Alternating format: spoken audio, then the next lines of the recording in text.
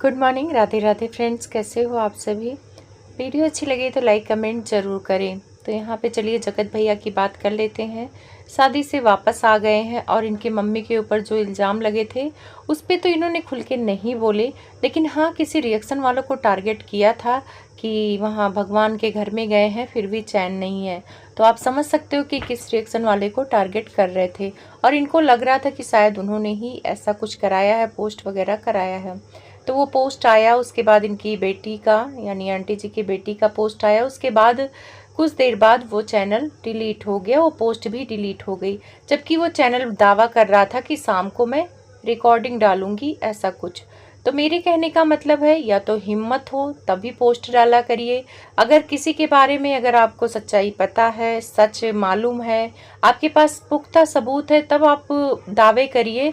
और फिर ये कौन सा डर है कि फिर पहले दावे कर लीजिए फिर भाग जाइए वाईटी से और लोगों के मन में गलतफहमियां पैदा कर दीजिए। तो आंटी जी के खिलाफ गलतफहमी पैदा करके वो चैनल वापस चला गया। उसके वापस जाने का मतलब यही है कि वो झूठ बोल रहा था। झूठ बोलने के दो तीन कारण हैं। जैसे उन्होंने खेत का मुद्दा उठाया था, तो आजकल खेत में कौन जाएगा? जिसके पास पैसे हैं वो होटल में चले जाएगा, जिसको गंदगी ही करनी है होटल में चला जाएगा, वो खेत में क्यों जाएगा? 25 साल छोटे बेटे की बात हुई थी, तो उनके बेटे की उम्र के बराबर की बात हो रही थी लड़के की। आंटी जी, इतना दिमाग खराब है आंटी जी का, वो अपने हस्बैंड को इतना प्यार करती हैं। हाल के ही ब्लॉग में अंकल आंटी का प्यार दिखा और दिखता भी रहता है, ऐसा नहीं है कि नहीं दिखता है। जब भी वो दोनों आते हैं उन लोग का प्यार दिखता है, उसको बताने की ज़रूरत नहीं है। तो जो भी इल्ज़ाम था वो झूठ था, सिर्फ और सिर्फ एक अफवाह था। अफवाहों पर ध्यान ना दें, इसी वजह से चैनल डिलीट करके जाना पड़ा। जो सच्चे होते ना तो वो लास्ट तक खड़े रहते। अगर चैनल डिलीट भी हो गया ना तो दूसरा चैनल बन जाता सच्चाई दिखाने के लिए। लेकिन जब जहाँ झूठ होता है तभी लोग वहाँ से छिप के भागते हैं। दूसरी बात ये कि जगत भैया ने एक जिक्र किया था रिकॉर्डिंग दीदी की वीडियो देखकर। रिकॉर्डिंग दीदी की वीडियो देखकर उन्होंने कहा कि मेरे में कमेंट्स आ रहे थे कि भैया उनकी मदद करो। तो उन्होंने कहा कि मुझे भी वीडियो देखकर बहुत बुरा लगा और मैं उनसे बात करने की कोशिश कर रहा हूँ, जितना मेरे से होगा मैं करूँगा। पहली वीडियो में उन्होंने ये किया और उनको बहुत तकलीफ हो रहा था उनके डिप्रेशन को देखकर। जगत भैया उनसे बात करने की कोशिश करने के लिए भी बोला था कि जरूर उनसे बात करेंगे, लेकिन आज की वीडियो देखकर मुझे हैरानी हो रही है। उन्होंने वीडियो में कहा कि आप लोग कमेंट्स मत करिए, मैं किसी की मदद नहीं कर सकता है। जो पैसे कमाता है वो अपनी मदद खुद कर सकता है। आज के ज़माने में सब कोई अपनी मदद कर सकता है और मैं किसी के पछड़े में नहीं पड़ना चाहता हूँ। तो मैं सोच में पड़ गई कि कल ये बंदा बात करने की कोशिश के लिए बोल रहा था अपने व्यूवर्स से, आज कह रहा मैं किसी के पछड़े में नहीं पड़ना चाहता हूँ। ऐसा तो है नहीं कि जगत भैया किसी के पछड़े में ना पड़ना चाहे, कोई फंक्शन में बुलाए वहां ना जाना चाहे, ये असंभव बात कैसे हो गई? तो बहुत सारे लोग कमेंट्स कर रहे थे कि जगत भैया बात करने की कोशिश की होंगी, लेकिन उधर से रिकॉर्डिंग दीदी ने इन्हें इग्नोर किया होगा, मना कर दिया होगा, तो इनको बुरा लगा है, इसीलिए वीडियो बनाकर कह रहे हैं कि अब मैं किसी के पछड़े में नहीं पढ़ूंगा। तो इस कमेंट्स को पढ़कर मुझे भी लगा कि हो सकता है, क्योंकि रिकॉर्डिंग दीदी इनके साथ पहले भी ऐसा कर चुकी हैं, पहले भी इनको मना कर चुकी हैं और ये परेशान होके, और थोड़ा सा शर्म भी आती है कि जब हम किसी के लिए कुछ करना चाहते हैं और सामने से मना कोई कर दे तो अंदर से गुस्सा भी आती है और शर्म भी आती है। जब जगत दीदी के यहाँ पूरा ग्रुप जाता था, सब कोई जाता था, तो लोग कमेंट्स करते थे जगत दीदी को भी कि रिकॉर्डिंग दीदी को भी अपने ग्रुप में शामिल कर लो, वो भी काफ़ी परेशान रहती हैं, उनके हस्बैंड गए हैं, वही मतलब ताज़ा ताज़ा इनके हस्बैंड की डेथ हुई थी। तो वहाँ पे ये आकांक्षा, सरिता जी सारे मिलने गए थे। तो जगत भैया ने भी प्लान बनाया था कि हम भी जाएंगे मिलने, क्योंकि जगत भैया उस टाइम पे हर जगह जाते घूमते रहते थे, किसी का पार्टी हो, किसी का दुख हो तो वो जरूर जाते थे। तो रिकॉर्डिंग दीदी के घर जाने का भी इन्होंने प्लान बना लिया, लेकिन आधे रास्ते जब गए तब उधर से रिकॉर्डिंग दीदी का फोन आया कि आप मेरे यहाँ मत आओ, मेरे सास ससुर को, मतलब कुछ ऐसा ही बोला था कि प्रॉब्लम है। लेकिन मुझे ये समझ में नहीं आ रहा है कि चलो आपके सास ससुर का प्रॉब्लम था, लेकिन जब लखन भैया सरप्राइज देने गए थे तब उनको नहीं मना की। और जबकि लखन भैया पर आरोप भी लग रहे हैं कि जो ये रिकॉर्डिंग दीदी ने अपना घर छोड़ा है उन्हीं की वजह से छोड़ा है, उन्होंने ही भड़काया है, जबकि ऐसा नहीं है। लखन भैया बहुत अच्छे इंसान हैं, वो किसी को भड़काएंगे नहीं, उल्टा घर जोड़ने का सलाह देंगे। कुछ लोगों का कहना है कि जब लखन गए थे तो उनकी सास को उतना अच्छा नहीं लगा, सास ससुर को अच्छा भी नहीं लगता था कि उनके बेटे की डेथ हुई है और वहाँ पे ये लोग पार्टी करें। जैसे आकांक्षा और सरिता जी ने उस टाइम पे पार्टी की थी, मतलब केक वगैरह लेके गए थे। रिकॉर्डिंग दीदी का शायद बर्थडे था सितंबर में, जैसे मई में उनके हस्बैंड की डेथ हुई और सितंबर में ये लोग पार्टी मनाने गए थे, 24 सितंबर अगर मैं सही हूँ तो, याद नहीं आ रहा अच्छे से। तो रिकॉर्डिंग दीदी ने उनके लिए शॉपिंग भी की थी, उनके बच्चों के लिए वो लोग केक लेके गए थे, ये लोग पार्टी वगैरह छोटी मोटी किए थे। तो लोगों को लग रहा था कि उस टाइम पे अंकल आंटी को बुरा लग रहा होगा कि मतलब मेरे बेटे की डेथ हो गई है, अभी 6 महीना भी नहीं बीता और ये लोग बर्थडे मना रहे हैं। जबकि रिकॉर्डिंग दीदी को भी बहुत बुरा लगा था जब इनकी मम्मी ने अपने बेटी का बर्थडे मना लिया था, 1-1.5 महीना बीता था इनके हस्बैंड की डेथ को, तब उसका मुद्दा रिकॉर्डिंग दीदी ने बनाया था। तो ये लाजमी है भाई, इनके सास ससुर का बेटा गया है तो दुख तो होगा कि बहू सब को बुला के अपने घर में पार्टी कर रही है, जो भी कर रही है, चाहे ये लोग मिलने ही गए थे लेकिन उनके मन में होगा। तो शायद इसी वजह से रिकॉर्डिंग दीदी ने जगत भैया को मना किया होगा कि आप मत आइए, क्योंकि पहले सरिता जी गई थी तो उनकी सास उन लोग के वीडियो में नहीं दिख रही थी, मतलब उनके फेस से लग रहा था कि उनको अच्छा नहीं लग रहा है।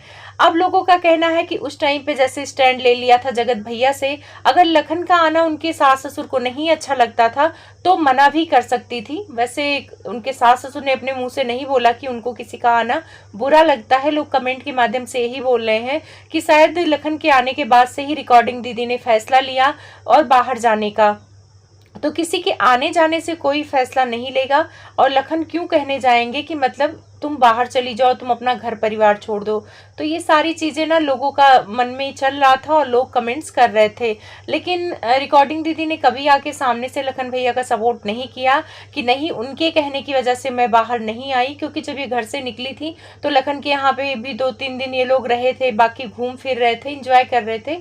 तो लोगों को लग रहा था कि इसी आज़ादी के लिए रिकॉर्डिंग दीदी अपने घर से बाहर निकली हैं। तो जगत भैया पर भी लोगों को ये लग रहा था कि ये जगत भैया से जान के नहीं मिलना चाहती थी, इसीलिए इनको मना कर दिया। तो अब भी यही हो सकता है कि सामने से रिकॉर्डिंग दीदी जगत भैया को मना कर दी हो, इसलिए जगत भैया को गुस्सा आया हो, इसीलिए उन्होंने दूसरी वीडियो में बोल दिया हो कि भाई मैं अब किसी के पचड़े में नहीं पड़ना चाहते। तो अच्छी बात है, आपका डिसीजन अच्छा है। अब चलिए गिफ्ट को लेकर कुछ बात करते हैं। गिफ्ट को लेकर बहुत सारे कमेंट्स आ रहे थे और इस कमेंट को जगत भाभी ने खुद ही अपनी वीडियो में लिया, जान के लिया, क्योंकि मुझे कहीं ना कहीं लग रहा था कि वो चाहती थी कि उनके मायके में अच्छा गिफ्ट दिया जाए, लेकिन जगत भैया वहाँ पतली पायल लेके गए थे। तो लोगों का कहना था कि आप वहाँ अच्छा ले जा सकते थे, लोगों के यहाँ गोल्ड देते हो, ये करते हो, वो करते हो। तो जगत भैया ने बोला कि मतलब हैसियत के अकॉर्डिंग गिफ्ट दिए लिए जाते हैं, जिसको जहाँ जैसा लगता है मुझे वहाँ मैं गिफ्ट देता हूँ। लेकिन मैं अपनी एक्सपीरियंस से बताती हूँ कि गिफ्ट उस हिसाब से दिया जाता है, अगर आपकी हैसियत ज़्यादा अच्छी है तो आप उसको गिफ्ट अच्छा दोगे। तो जगत भैया की हैसियत उन लोगों से ज़्यादा अच्छी थी और इनके रिश्तेदार थे, तो वहाँ पे इनको गिफ्ट अच्छा देना चाहिए। कम से कम क्रिएटर पार्टी इन सारे लोगों को तो गोल्ड वगैरह बांट के आते हैं जगत भैया, तो ये चीज़ें लोगों को पसंद नहीं है और मुझे भी नहीं पसंद आई, क्योंकि गांव घर में ये उम्मीद रहता है कि जो ज़्यादा कमाता है वो अच्छा सा गिफ्ट लेके आएगा, ये नहीं कि वो लोग गरीब हैं, वो लोग उतने हैसियत के नहीं है तो उनको कुछ भी दे के टरका दो। तो मुझे लगता है कि जगत भैया इन्वेस्टमेंट करते हैं गिफ्ट की। जैसे अभी मनोज डे के बच्चे की पार्टी में गए थे तो वहाँ पे चांदी की कटोरी वगैरह सब कुछ लेके गए थे, वहाँ पे लप्पी 500-500 के नोट बच्चों को दे रही थी। तो मुझे लगता है कि इनको ये इस उम्मीद से देते हैं कि उसका मुझे मिलेगा, तो जो इनको ज़्यादा गिफ्ट देगा उनको ये गोल्ड देंगे, और जो नहीं देगा, जो थोड़ा इनके रिश्तेदारी में मध्यम होगा, उनको ये गोल्ड वगैरह नहीं देंगे, जगत भैया ने बोल दिया। तो ये कैसी मानसिकता है, मतलब गिफ्ट को लेकर? गिफ्ट तो अपनी हैसियत के अकॉर्डिंग दी जाती है, हैसियत देख के नहीं दी जाती है। तो जगत भैया यहाँ गिफ्ट हैसियत देख के देते हैं कि गिफ्ट दे रहा हूँ तो वापस करने की हैसियत है कि नहीं है। तो थोड़ी सी मुझे अजीब लगी, और वहाँ पे भी लोग इनके बारे में बात करते होंगे कि इतना दिन टिके थे, पूरा वीडियो बनाए, पैसा वो किए और एक पतली सी पायल देके निकल आए।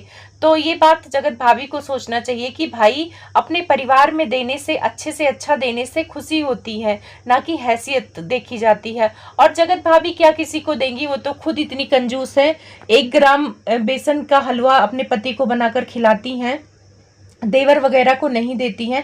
अभी कल के ही ब्लॉग में ये टूटे गैस पर खाना बना रही थी, जहाँ पे ग्लास टूट गया था इनके गैस का, तो लोगों ने कमेंट्स किया कि वो जो सोने की लंका बनवाई है किचन का, उसमें खाना बनाओ, ये टूटे गैस पे, इतने गंदे गैस पे खाना क्यों बना रही हो। तो सच में वो गैस बड़ा गंदा लग रहा था, क्योंकि ऊपर से वो टूटा हुआ था, ऊपर से जगत भाभी इतनी गंदगी फैला के खाना बनाती हैं।